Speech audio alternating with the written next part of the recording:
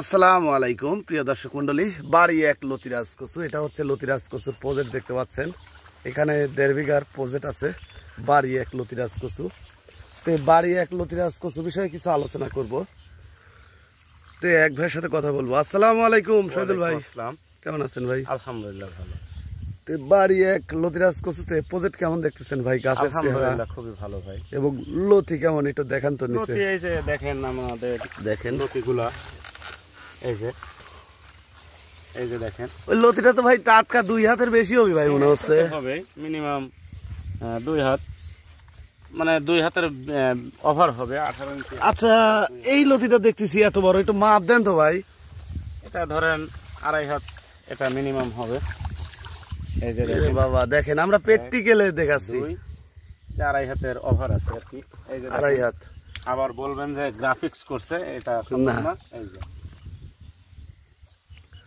আচ্ছা ভাই, এই কচু লাগানো আছে কিভাবে ভাই? কচু লাগানো আছে, প্রত্যেকটা কচু 1.5 হাত পরে, আর 1.5 হাত থেকে 2 হাত, মানে লাইনে আছে 1 হাত পর পর লাগানো, এক লাইন থেকে আরেক লাইন 1.5 হাত পর পর। হ্যাঁ, এভাবে লতিরাজ কচু রোপণ করা আছে। জি। আচ্ছা, হয়েছে আপনার 1 বিঘা জমি অর্থাৎ 33% জমি যদি এই বাড়ি এক লতিরাজ কচু চাষাবাদ করা যায়, কেমন ফলন আসে ভাই?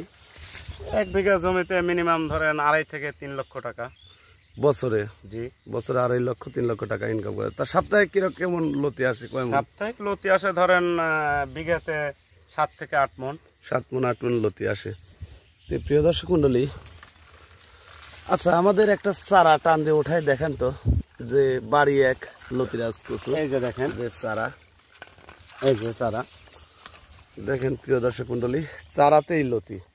দেখেন চারাতে কয়টা লতি বের হয়েছে।